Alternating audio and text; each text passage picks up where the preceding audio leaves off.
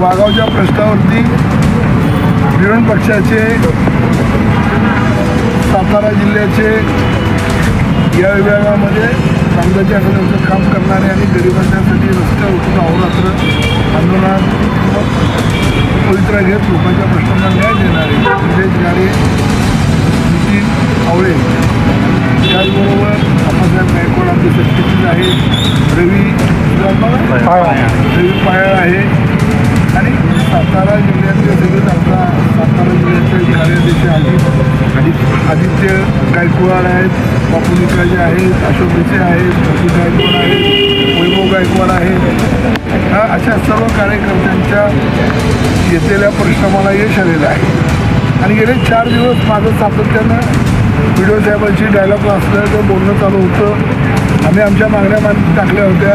आम्हाला मूलभूत अधिकार मिळावेत, कारण संविधानानंच आम्हाला या देशामध्ये अन्न, वस्त्र आणि निवार हे मूलभूत अधिकार दिलेले आहेत आणि त्या मूलभूत अधिकाराला घेऊन आमचं भांडण चालू होतं. पण गेले 40 वर्ष वाघावसारख्या झोपडपट्टीला न्याय दिला गेला नव्हता. या झोपडपट्टीशी आमचं असलेलं नातं हे कमीत कमी 25 ते 30 वर्षाचं नातं आहे. त्यांच्या अनेक प्रसंगात आम्ही होतो, पण आज या दोघांनी आणि बिडो साहेबांनी एकत्र येऊन झालेल्या निर्णयातून एक चांगला सफल निर्णय हातात लागलेला आहे आणि आम्हाला यांनी विश्वास दिलेला आहे की तुमच्या मूलभूत गरजा तर आम्ही आजपासूनच सुरू करतो पूर्ण करण्याच्या. पण राहिला प्रश्न, तुम्ही ज्या जागेवर राहता त्या जागेवर तुमचं असलेलं वास्तव्य लक्षात घेता, शासनाने घेतलेलं धोरण लक्षात घेता आणि शासनाच्या अनेक मला वाटतं GR सोबत 18 जुलै 16च्या GR प्रमाणे आम्हाला जे लोक जिथं राहतात त्यांची घराच्या नोंदी 8ला व्हाव्या आणि तसा करण्याचा त्यांनी आम्हाला विश्वास दिला आहे.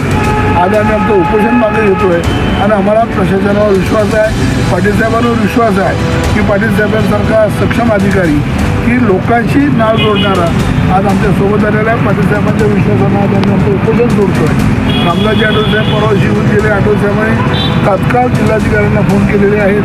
त्यांनी देवेंद्र फडणवीसशी बोलणं केलेलं आहे आणि ते म्हणाले की आपला शासनाचं धोरणच आहे की जी माणसं जिथं राहतात त्यांची तिथं आटो बनवावी आणि धोरणावर जर काम झालं नाही तर त्या संबंधित अधिकाऱ्यावर कारवाई व्हावी. त्यामुळं रामदासजी तुम्हाला शब्द देतो होती आणि त्याप्रमाणे यंत्रणा सर्व सरकारला गेलेली आहे. हा विरोध पक्षाला मिळालेलं यश आणि त्या यशाबरोबर गरिबाला मिळालेला न्याय. सामान्यातला सामान्य गरीब माणूससुद्धा या देशाचा मालक बाबाचा केला, त्याची मालकी आज आबादी ठेवण्यामध्ये ठरलेलं आहे आणि तेच आमचं खरा विजय आहे. आणि या विजयाचं सर्व श्रेय जातं ते महानेते रामदासजी आठवले साहेब आणि या जिल्ह्यामध्ये काम करणारी आमची टीम आणि ज्या 2 भाद्रांनी जीवाची पर्वा न करता आज गेले 4 दिवस आमरण उपोषण 6वा दिवस आहे मला वाटतं आमरण उपोषण घोषित केलं आणि ह्या आमरण उपोषणाला साथ देत त्यांनी तुमच्यासाठी रस्त्यावर थांबून उतरून तिथं बसून आपल्या जीवाचा बळी केलेला आहे, जीव धोक्यात घातलेला आहे. अशातला मी पुन्हा एकदा पक्षाच्या वतीनं पुन्हा शुभेच्छा देतो.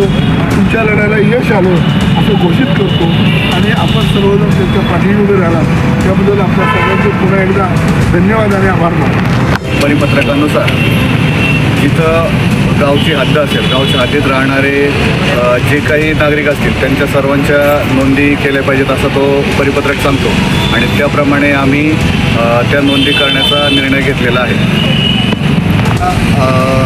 सरपंच प्रशासक बॉडी आहे.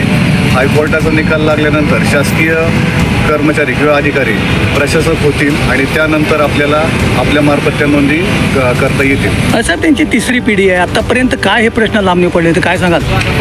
याआधी प्रयत्न झाले होते परंतु त्याच्यामध्ये पूर्ण काही आपल्याला निर्णय घेता आले नव्हते. परंतु आज आपल्याला शासन निर्णयाचाही इथं हे घेता आला आणि त्याप्रमाणे आपल्याला आता कार्यवाही करता येईल. हे बघा, इकडे केंद्रीय मंत्र्यांनी वगैरे आठवले साहेबांनी भेट दिली आहे. अन्न, वस्त्र, निवारा मानवाच्या 3 गरजा आहेत आणि यांना वंचित ठेवलं जात आहे. काय तुमची भूमिका राहणार आहे? त्यांचं नाही म्हणजे तुम्ही त्यांना शब्द दिलेत, आज काय दिलेत ते सांगा. हो, अन्न, वस्त्र, निवारा देणं ही तर ग्रामपंचायतीचं मूलभूत कर्तव्य आहे. त्याप्रमाणे ग्रामपंचायतीने ठराव केलेला आहे आणि त्या मूलभूत गरजा ग्रामपंचायत देत आहे. तसेच 8च्या नोंदीबाबत प्रशासक नियुक्ती झाल्यानंतर आपले अधिकारी 8च्या नोंदी करतील.